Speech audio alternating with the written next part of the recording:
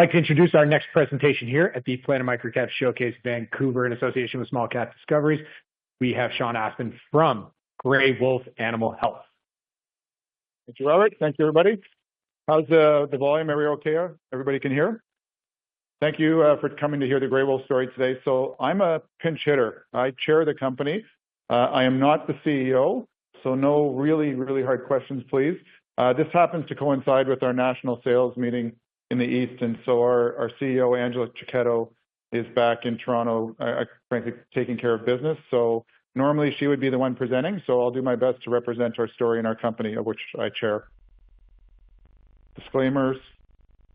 So we're a diversified animal health company, and the genesis of the company was a foundation between a very entrepreneurial veterinarian by the name of Dr. Ian Sandler, who remains active in the company and on our board, and Bloom Burton & Co. So my day job is I'm a partner at Bloom Burton & Co. We're the leading healthcare investment bank in the country. And the vision that Dr. Sandler had when he approached my partners was, as a practicing veterinarian in Canada, I can't get a lot of products in this country. Why is that? Well, we've got a very difficult regulatory environment. We have a broad and geographically dispersed country, and it wasn't attractive for a lot of international entrants. So the genesis of that was to form the company to tap that unmet medical need. So we are bringing to market products that, frankly, are standard of care in many jurisdictions around the world, but just weren't available in Canada. And that was our ethos from the get-go. So today, fast forward to today, we have both pharmaceutical products, innovative and generic products, and custom medications through what is now 50% of our business through our custom medication or our compounding pharmacy business.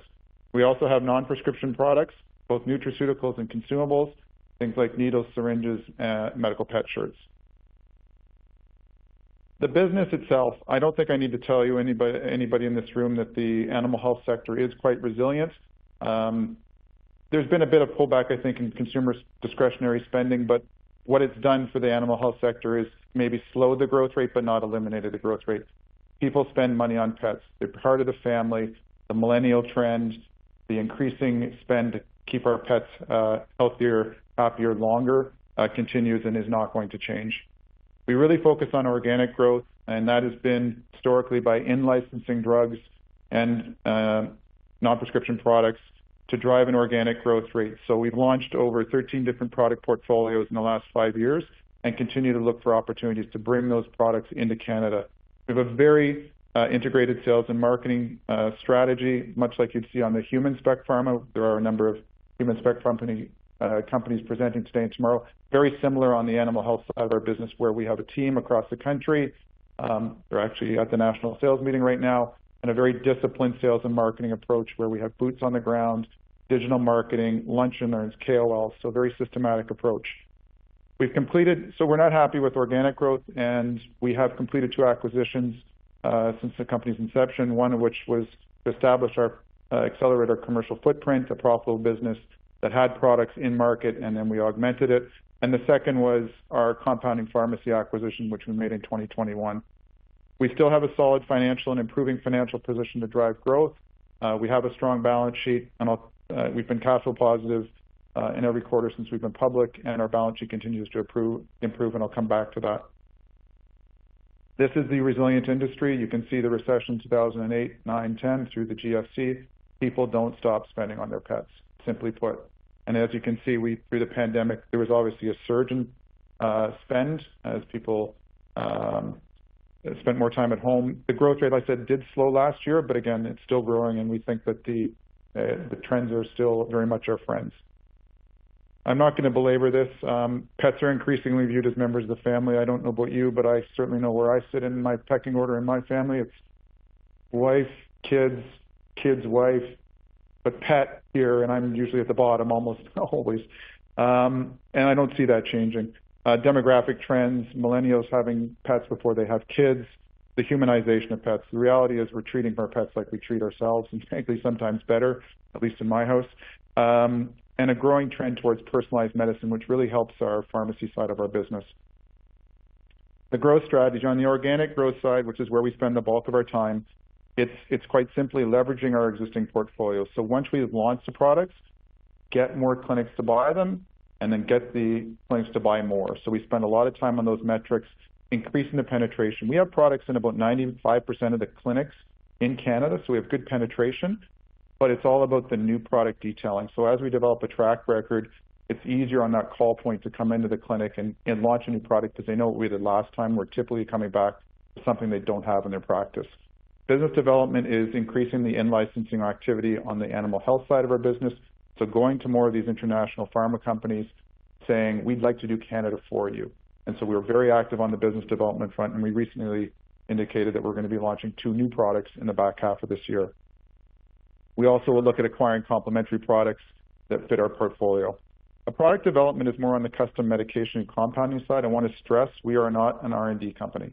If we do D, it's very little D, and it's on our pharmacy side of our business.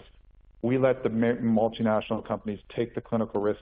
Our risk is getting it through the regulatory process and into the market. On the acquisition side, I have a separate slide, which I'll speak to in a bit in terms of what we're looking for, but we're looking to expand in either channels, markets, or species, but I will come back to that. This is our history since inception. Really spent the first few years, I would say, taking the company from a napkin conversation to where it went commercial on January 1, 2019. We call that our launch date.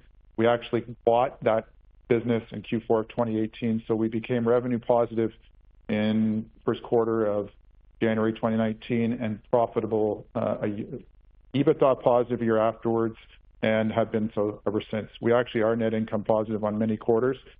Get asked a lot of questions about that as well. The acquisition, you see the product portfolios grow over time on our animal health side, and then we made our acquisition of our pharmacy business in 2021, and then listed on the public in a very on the public markets in a non-traditional way.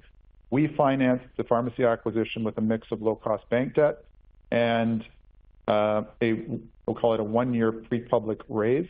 We honored the commitment to get public, but we didn't need to raise capital, so we merged with the CPC that had $4.5 million of cash, a very non-traditional way to get public. Part of the reason why we're doing more of this is to get awareness, because as you're aware, when you're raising capital, you get awareness. We didn't do that, and we went public in I would say, a tricky environment in the fourth quarter of 2022. So we're just heads down trying to grow the business. So what is unique about our business? We're actually one of the few Canadian animal health companies that is co-founded and run by, led by a veterinarian. It's quite unique, quite interesting to me that there's not more veterinarians in leadership positions. There's lots of vets in the industry, but we really have that vet fiber running through our organization right from founding right to today. A differentiated and broad product portfolio. Today we have over 25 product portfolios, and we do have the custom medication, which has a much broader list of products. Platform for growth, again, the team is built. It's about getting out there, in-licensing more products, getting them into the market. On the formulation side, new markets, new species. And the commercial team, coast-to-coast sales coverage and a very integrated sales and marketing team, both feet on the ground, but also social media, digital, Google Ads, trying to be really hit the clinics on both sides, both in person and digitally. This is a good example of what we do on the animal health side. So if many of you, I'm assuming, have cats or dogs, you know that one of the things that is going to cause you to race to the vet is vomiting or diarrhea. GI upset is the #1 cause for a non-routine vet visit, meaning not a spay or neuter, not your heartworm shots. The reason you don't want to go to the vet is basically GI upset. This is a product, this is a simple terms, binding clay. And it's standard of care in many European and Australasian companies, and it just never came to Canada. And what it is for the veterinarian, it's a non-antibiotic way to treat GI upset. So typically the standard of care in Canada used to be your dog or cat had diarrhea, you go to the vet, you'd likely get prescribed an antibiotic. Well, as we all know, antibiotics have a lot of resistance problems, and importantly, they take time to work. So you've got a on-market solution that takes time and may not work. You've got a dog or a cat that's making a mess of the carpet, you want it fixed stat. This is a natural health product that the vet tech or the front office can actually give to the pet owner without a prescription. So it's a very, very user-friendly sell. It takes time to re-educate, but as the stats indicate, we've seen really good pull-through at the clinic level and then the reorder. But we do a lot of the KOL, lunch and learns, just continuing ed to drive and change the standard of care for the benefit of veterinarians and vet practices. A second product, again, natural health product. This is by a company called VetraScience. 35 years in the United States, never brought their Pro line to Canada. Why? They just never bothered. It's different markets, strange to them. They have lots of running room in the States. It had brand equity, so we didn't rebrand it, and we started to launch their line of products into Canada. This is a product that treats situational anxiety. It's a natural health product. Again, it's a very, very big category, and we've seen good growth in the channel. So that's the animal health side of the business and some examples of what we do there. It's about half of our business right now, almost. It's funny, our business is about 50% animal health and 50% pharmacy. I'll switch now to the pharmacy side of our business. This is not your standard bricks and mortar retail Shoppers Drug Mart. This is a dedicated facility you can't walk up as a consumer. Our customers are almost entirely veterinarians. And again, it looks like you see here, non-sterile, sterile, non-hazardous, hazardous clean rooms to manufacture products, predominantly in the equine. So we bought this business. They were an equine leader. One of our opportunities is to expand outside of equine. But right now, if you have a horse, chances are you're dealing with us in Canada, or importantly, your veterinarian is. Why the custom medications? Much like on the human side, if you can't get the dose, the pill, the injectable in the size or dose you want, it's used a lot in veterinary medicine as well. And you can imagine that there's a big difference between dosing a Chihuahua and dosing a horse. And the form factors required for those different species and the breadth of size of animal varies quite widely. And the other interesting thing about the animal market, not surprisingly, is flavoring. Much like you have to give the grape-flavored Tylenol to your child, you can imagine that horses, dogs, cats, they like different flavors. So we do a lot of that custom flavoring, but custom dose, form factor. The other benefit that we see here is, again, the benefit of having can't believe I'm going to say this, the benefit of having a tough national regulator is it's hard for new products to get approved. It's also where a lot of big pharma has decided to discontinue products, either for regulatory reasons or they're not just, the products just don't meet the bar anymore. So compounding is a way to pick up for some of those important but small discontinued products so we can fill the gap there as well. And again, we dispensed over 2,000 unique SKUs last year, so it's really custom manufacturing. Financially, we're proud of our P&L. You see we bought the pharmacy business in 2021. So you've got a stub period towards the end of that year. And as you can see, both businesses have grown, both the animal health and the pharmacy. Today, they're running about 50% each. EBITDA margins, again, you can see as we launched the business, we're EBITDA positive and we continue to be. The challenge, quite frankly, for the board and for the company is toggling between EBITDA growth and investing in your products. So as you launch new products, you want to invest in marketing. That costs money, so that impacts your EBITDA margins. So we value our EBITDA margins, but we will invest in our business to continue to grow. Historically, we've been running about 15%, and you'll see on the next slide, we've actually increased our EBITDA margins. I wouldn't guide you to that being the rule of thumb. We do see absolutely EBITDA margin expansion over time, but again, we're trying to grow the business by investing in it. And so that we're trying to take a long-term approach. Second quarter was strong, high single-digit revenue growth, close to 30% EBITDA growth. I wouldn't annualize that, but I think what we would suggest is we would continue to guide people towards high single-digit revenue growth and ideally double-digit EBITDA growth. We do notice that in a small company where you've got $4 million of EBITDA, you will get that quarterly fluctuation. So again, the tenet, though, is the trend is up and to the right, both revenue and EBITDA, and we continue to execute on that. So what are we going to do with the cash? So when we went public via RTO, we had $4.5 million of cash and $11.5 million of debt through our 5-year facility with Canadian Western Bank. Today, our balance sheet, we have $7 million of cash and just under $9 million of debt. So our net debt is now below $2 million. So less than half a turn of trailing 12 EBITDA. We would like to make an acquisition, but we would like to do it smart. We'd like to think we're fairly disciplined about that. We'd like to buy a profitable business. We would look at businesses that weren't profitable if we could immediately make them profitable, but it's really about disciplined financial growth. And what will we look at? Obviously, other products that fit either on the animal health side or on the compounding side, species. We're strong in companion animal on the animal health side, strong in equine on the pharmacy side of the business. Perhaps there's an opportunity to expand there. We're not in large animal, so food animals. Other channels, we sell almost exclusively through veterinarians today. We have looked at other channels. There's challenges with bricks and mortar.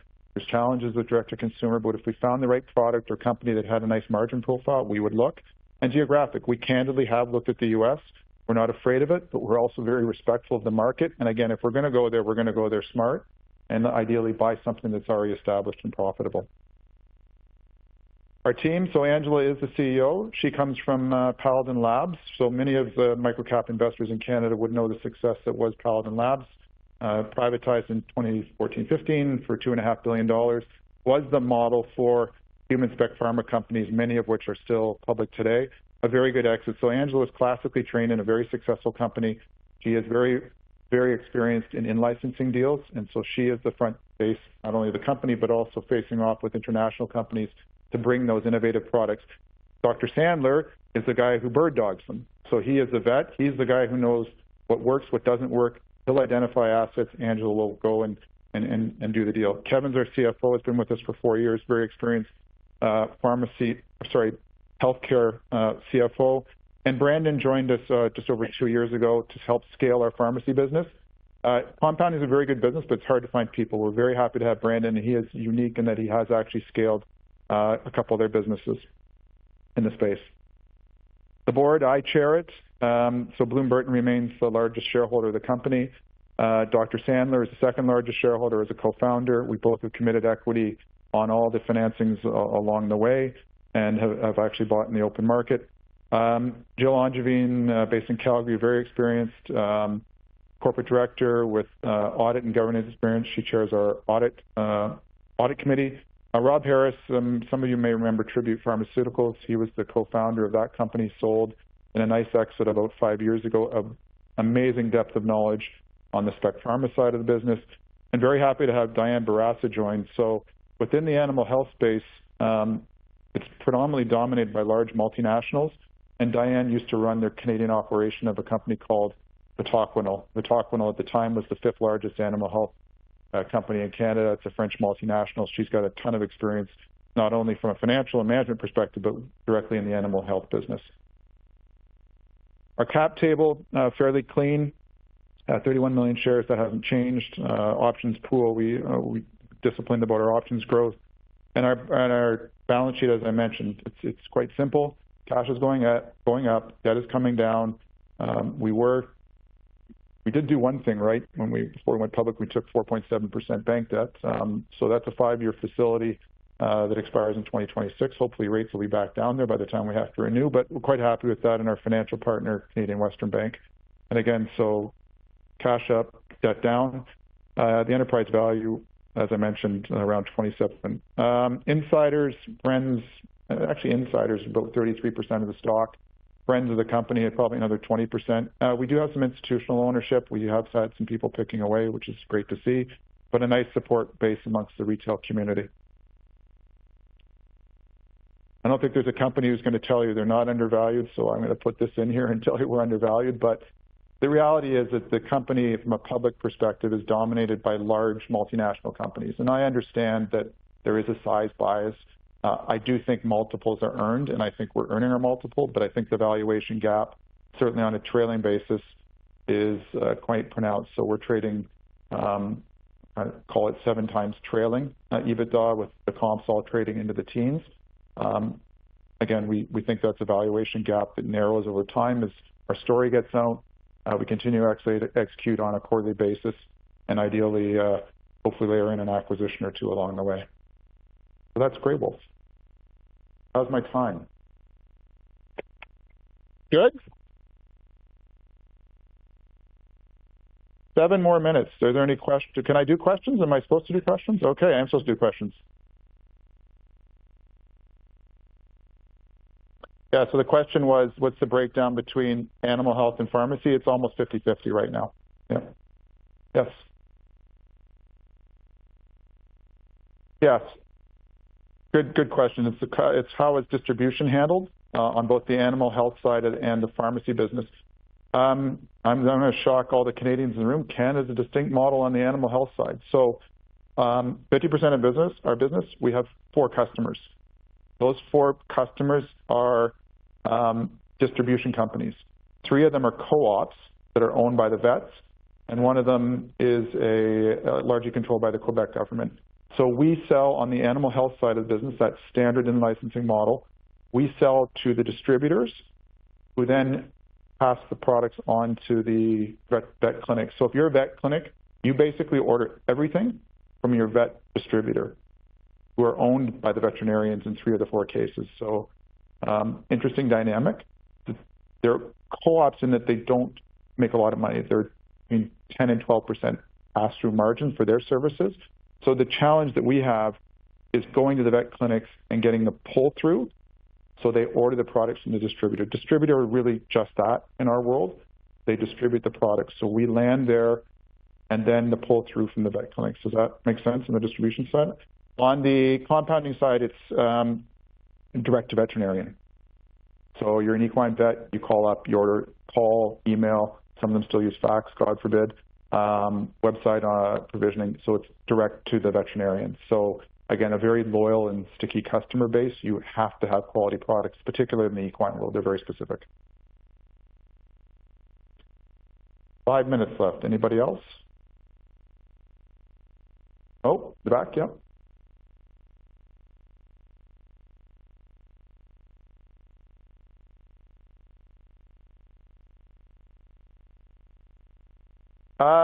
The question is there a threat for customers going direct and bypassing distribution? On the prescription side, no, in Canada.